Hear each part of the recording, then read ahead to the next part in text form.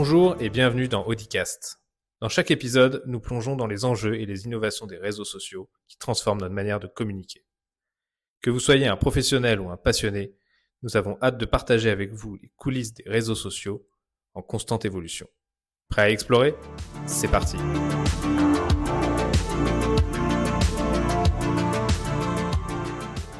Aujourd'hui, on s'intéresse à un réseau social qui a littéralement révolutionné la manière dont nous interagissons en ligne. Vous l'avez deviné, on parle de Facebook. Que vous l'utilisiez toujours, ou que vous soyez passé à Instagram ou TikTok, vous connaissez forcément Facebook, le géant qui a lancé l'ère des réseaux sociaux tels qu'on les connaît. Mais saviez-vous qu'il est né d'un simple projet étudiant ? Dans cet épisode, on va revenir sur l'histoire incroyable de Facebook, de ses débuts dans une chambre d'université à son statut d'empire social media. L'histoire de Facebook commence en 2004, à l'université d'Harvard. À l'époque, Mark Zuckerberg, un étudiant en informatique, voulait créer un réseau social pour connecter les étudiants entre eux. Il développe The Facebook, un site qui permet aux étudiants de créer un profil et de se connecter à leurs amis. Ce qui différencie ce projet des autres réseaux de l'époque, c'est l'idée du profil personnel et le fait qu'il est réservé à un cercle fermé, les étudiants de Harvard. L'exclusivité a joué un rôle clé dans le buzz initial. Rapidement, d'autres universités sont intégrées au projet et à peine quelques mois après son lancement, The Facebook compte déjà des milliers d'utilisateurs, ce qui, pour l'époque, était énorme. L'idée derrière ce site, c'était de créer une sorte de trombinoscope en ligne et on peut dire que l'initiative a pris. Après avoir conquis les campus universitaires américains, Zuckerberg et son équipe, notamment Dustin Moskovitz et Eduardo Savarin, deux cofondateurs, décident de voir plus loin. En 2005, le site abandonne le The pour devenir simplement Facebook. Ce petit détail marquant marque un tournant. Facebook n'est plus seulement un projet étudiant, il vise désormais une audience beaucoup plus large.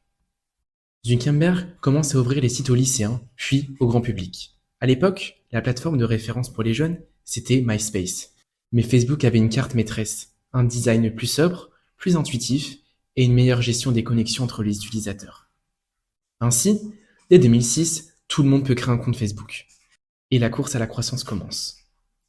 En à peine 2 ans, le site dépasse les 50 millions d'utilisateurs. Mais pourquoi Facebook a-t-il explosé à ce point ? Plusieurs éléments expliquent son succès fulgurant, et c'est ici que Zuckerberg a su la différence. La première innovation majeure, c'est le fil d'actualité. Introduit en 2006, il a totalement transformé la manière dont on consomme de l'information en ligne.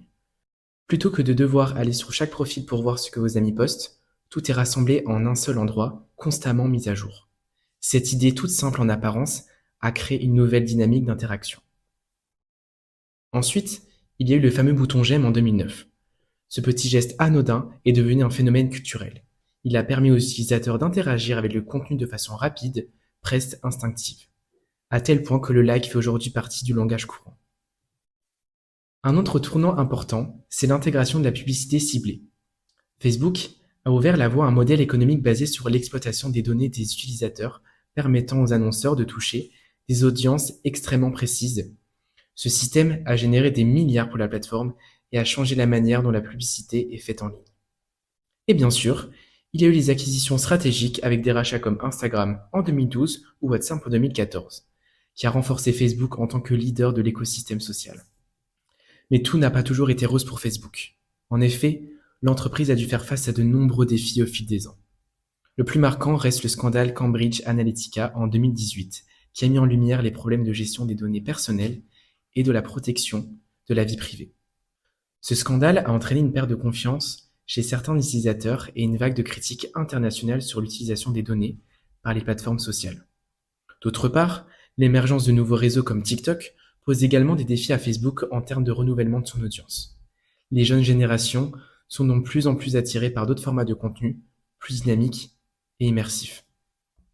Facebook reste malgré tout un acteur incontournable du monde social media, avec plus de 2,8 milliards d'utilisateurs actifs. De simples réseaux étudiants, il est devenu un empire qui contrôle aussi Instagram et WhatsApp. Cependant, la question aujourd'hui est, Facebook sera-t-il resté pertinent face à l'évolution rapide des réseaux sociaux ? Si vous avez des idées ou des sujets que vous aimeriez voir abordés dans le prochain Audicast, faites-le nous savoir. Pour ça, rien de plus simple. Contactez-nous par mail à agence@audinou.com ou réagissez sur les réseaux sociaux avec notre hashtag Audicast. Nous sommes impatients de lire vos suggestions et de les intégrer dans nos futurs épisodes. C'est la fin de cet épisode d'Audicast. Merci de nous avoir écoutés. Nous sommes ravis de partager ces moments avec vous et d'explorer ensemble l'évolution des réseaux sociaux. Si vous avez apprécié notre podcast, n'hésitez pas à vous abonner et le partager autour de vous. Cela nous donne de la force. Merci. On se retrouve bientôt pour de nouvelles réflexions et découvertes social media. Prenez soin de vous et à la prochaine.